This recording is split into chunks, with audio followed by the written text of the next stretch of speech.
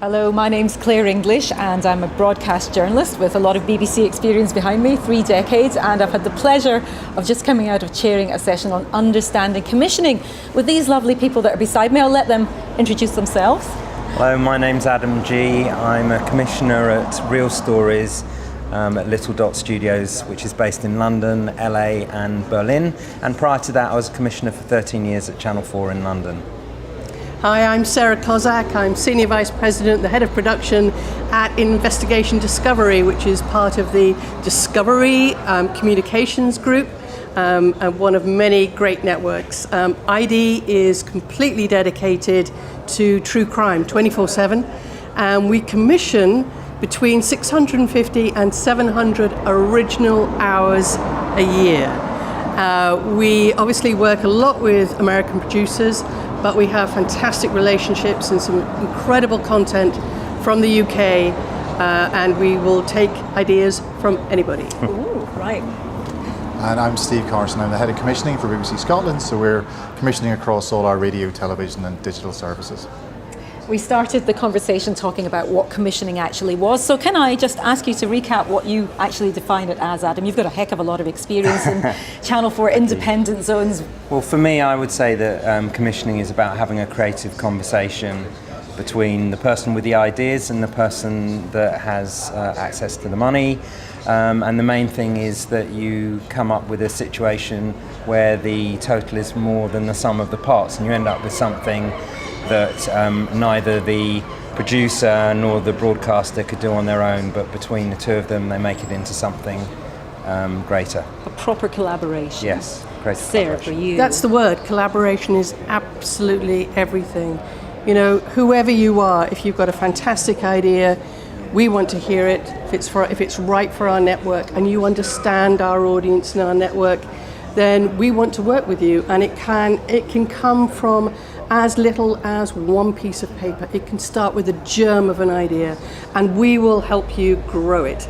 And that's the exciting part of development. We have a wonderful development team who do nothing but work with producers and help them get from that one piece of paper to a great series that's going to be seen in the States, in the UK, and anything up to 168 other countries around the world. Steve.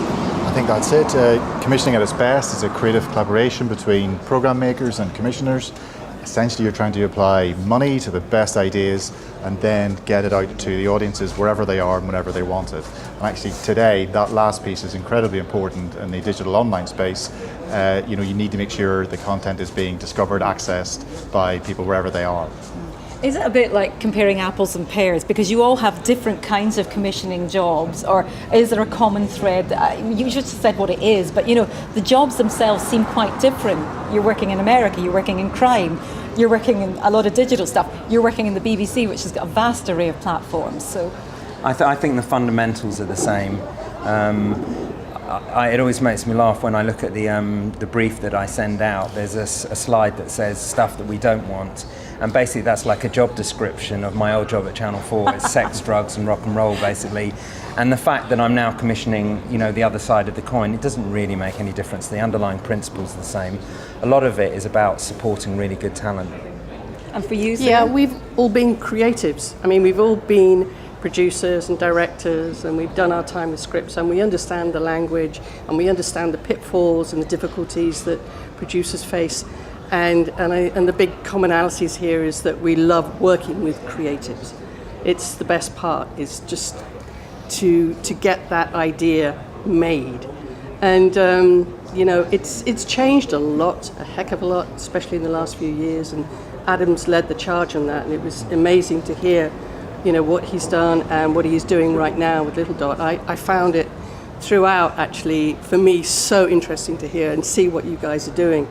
But we're all on the same, whatever we're making, whether it's, short form or whether it's, a major series, drama for the BBC or crime for me, it's all the same. It's about creatives getting their stuff on TV or whichever platform the content is going to end up on. Steve, that was an interesting point from Sara. Do you have to have been a producer to be a good commissioning editor, to understand the process as well as the creativity? I think it greatly helps. I think if you understand what it's like to stand in a field in the rain trying to film your program, I think that helps when you're dealing with program makers. I think the common denominator for commissioning is you're trying to see things through the audience's eyes. You know, so what interest, tastes are you trying to serve for them? Whereas if you're on the production side, you've got a whole number of other things to think about as well. So I think fundamentally commissioning is about what would work for our audiences, sometimes quite specific audiences, sometimes being the BBC, all audiences. And I think that's the common denominator. But I think a close understanding of the realities of production is really important. Now, I'm biased because I was chairing that panel and I really enjoyed it, and I loved hearing the questions from the audience towards the end. We didn't get enough time, too many questions, but for you guys, what did you learn today from the process of sitting on that panel? I mean, you probably know it all, but actually you've just kind of indicated there, so it was interesting just hearing exactly where Adam was coming from. Yeah, it is. I mean, you know, it's not that over in New York we're in any way insulated from what's going on here, and when there's great innovation, you know, of course we're going to generally end up seeing it in some form. And yeah, on YouTube, you know. I mean, I'm just like all the rest of the people out there. I dive into YouTube, I search for things, I find things virally, I get sent this latest video by somebody who says, you must see this. So the market's global, you know. But you know what I've learned, and what is just great to see, is to hear about the developments like your new channel, which is incredibly exciting because that just doesn't happen anymore. You know, launching a linear channel is well, I haven't heard of it for a long time. Yeah. No, it's not since ID. Actually. No, it's an exciting time, yeah. and I think the channel it's not a standalone channel. It's linked closely to our digital services and to radio as well. So. Yeah. I just think it's a very exciting time. There's so much churn and change, so many new platforms emerging all the time, and I think it confirms the real maxim of show business, which is that nobody knows nothing. Are we democratising broadcasting now? Do you think that's what's happening? To a large extent. I mean, it really helps the fact that the actual equipment is so readily accessible, the means of distribution is so readily accessible. So there's never been a better time to be a creator. And I think it's really incumbent on people that want to go down that route just to keep making stuff as well. It's never been easier to do that, and it's a great kind of discipline, just keep making stuff and learning and learning. Did you get a surprise with any of the questions that the audience asked, or is that the kind of thing that comes up in panels like this? What do you think? No, it's there are no surprises at all. And there's always somebody in the audience who has a great idea for a show and then wants to pitch it right there and then. And yes, God bless them for doing it. I love it. Yeah. I think just one thing to get across is, so, you know, in commissioning, you're looking at industry trends, you're looking at audience behaviour, but as I say, things are changing. I mean, 10 years ago, the belief was, as we moved towards online, non-linear, it all had to be short form. People only wanted very pithy content, and we needed new ways of producing things. But actual fact, you look at, you know, Serial, or you look at Making a Murderer, or you look at the fact that younger audiences are consuming really long-form documentaries. Yeah. So that's what I mean. 10 years ago, you wouldn't have predicted that. But what we need to do is be on our toes, see what's happening, and then make sure we're there. You're ahead of the curve. Final point, we're at XpoNorth. What is the value of events like this for you guys? All the interactions amongst professionals, aspiring professionals, talent, and also, you know, the wheels all kind of oiled by being in such a great place. It's a hotbed of creativity.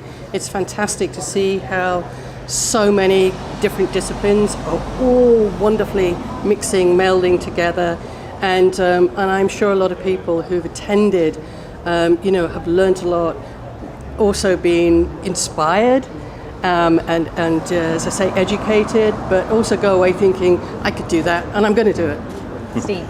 Yeah, I think XpoNorth is fantastic. I think being based in Inverness, the capital of the Highlands, I think the mix of people here, there's all sorts of people from industry practitioners to people just starting out from the creative industries as a whole, not just sort of broadcasting, and it's a really great mix of music and crack and really good discussions. So it's thumbs up. We've had a good time, yes? Yeah, brilliant. We've had a good time. Thank you very much for having us. Yeah, thank you for having us. There we go.